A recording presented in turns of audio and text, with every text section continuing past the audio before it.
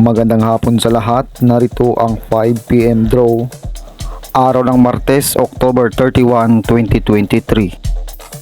Para sa 2D Lotto, 13, 3 and exact order.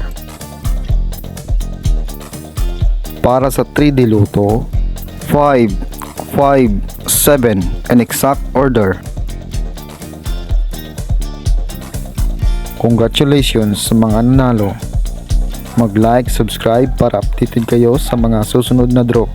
Maraming salamat at magandang hapon.